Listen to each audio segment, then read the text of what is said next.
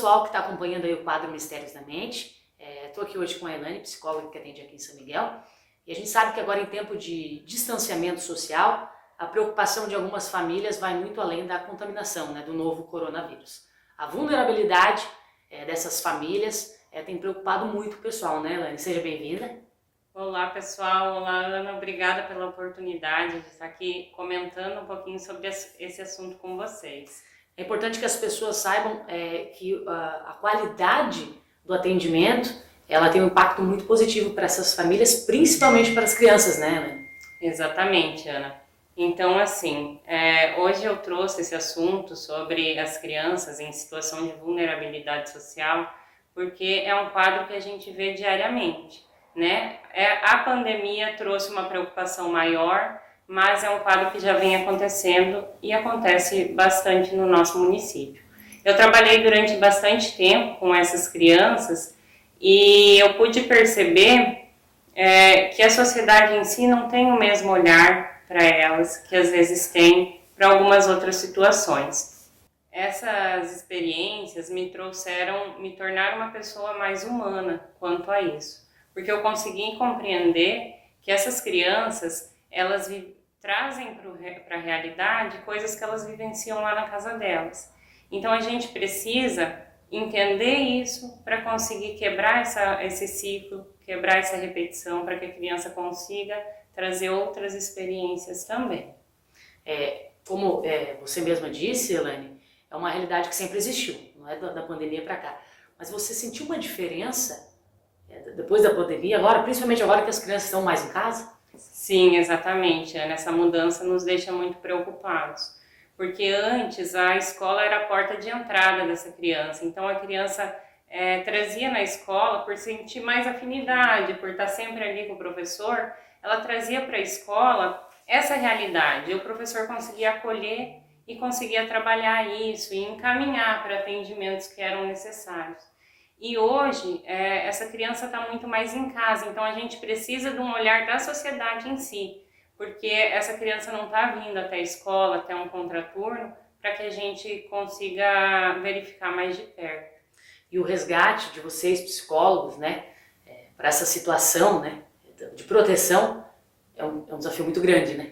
Realmente, Ana, é um desafio muito grande e é uma luta diária, que não só nós, psicólogos, precisamos estar lutando, mas sim toda a rede de proteção.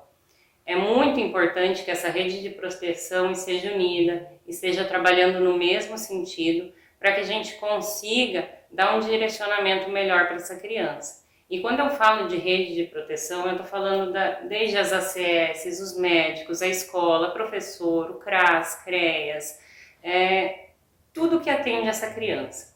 E não é somente o público, tá? Porque às vezes a gente pensa assim, a rede de proteção é formada só para a escola pública, o médico que atende no postinho.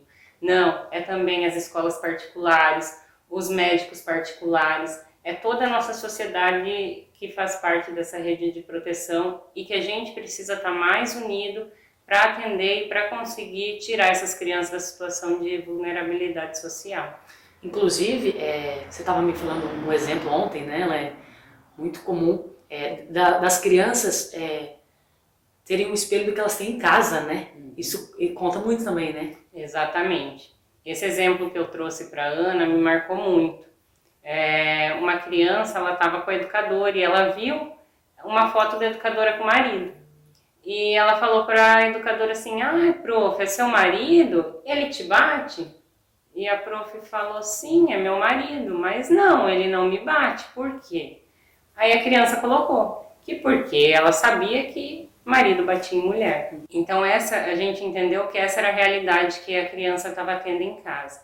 Como que eu vou julgar uma mulher que apanha do marido, sendo que o que ela sempre aprendeu foi que a esposa apanha do marido? Então por isso que a gente precisa estar atento para conseguir quebrar esses ciclos. É claro, Ana, que a responsabilidade também é do sujeito. A gente tem escolhas e a gente faz as escolhas durante a nossa vida. Mas o que acontece? Se eu só conheço um caminho, não tem como eu escolher outro.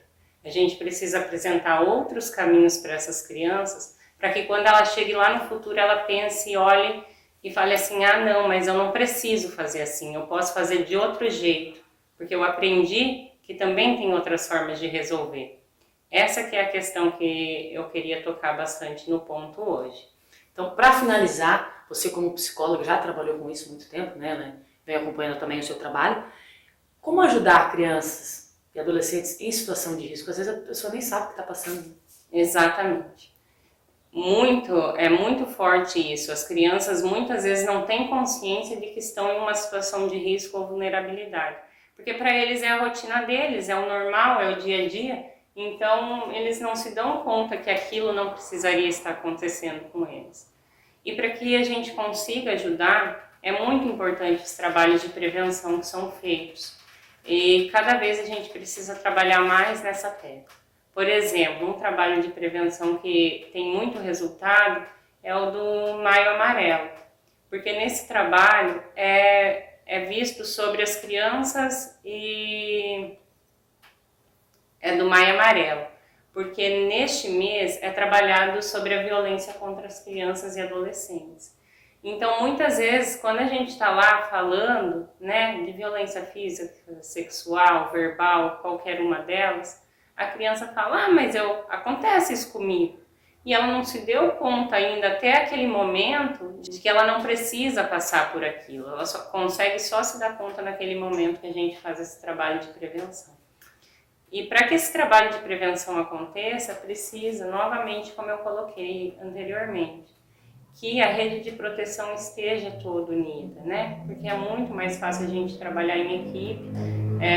Quando eu sei de uma situação e os outros órgãos, as outras instituições também sabem, a gente consegue dar um andamento melhor para essa família.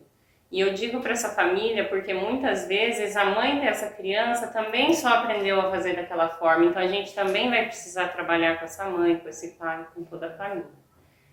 E muitas vezes, Ana, eu percebo que a sociedade que a gente está vivendo hoje, ela traz muito no online, nas redes sociais, uma visão altruísta, uma compaixão, uma empatia pelo outro, hashtag luta por fulano, hashtag luta por ciclano. Mas será que isso está acontecendo no nosso dia a dia? Será que quando eu vejo essa criança na rua, uma criança, por exemplo, está pedindo dinheiro, o que me passa pela cabeça? Normalmente o que passa pela cabeça da nossa sociedade é mais um trombadinha. Infelizmente é isso. Então a forma como a gente vê essa criança e como a gente trata essa criança pode definir, pode ajudar ela a ter um futuro diferente. Por isso que eu acho importante a gente refletir sobre tudo isso que a gente vem vendo na nossa sociedade hoje em dia. Há um sofrimento emocional aí por parte dessas crianças, há também uma necessidade de a gente estar falando mais, dar mais atenção para esses grupos, e querendo ou não é uma ação conjunta, né? Que envolve professor, familiar, amigo, psicólogo e também a sociedade. Elaine, obrigado pela entrevista. Eu que agradeço, Ana, obrigado pela oportunidade de estar aqui conversando sobre esse assunto que é tão importante para nós hoje em dia. Será sempre bem-vindo.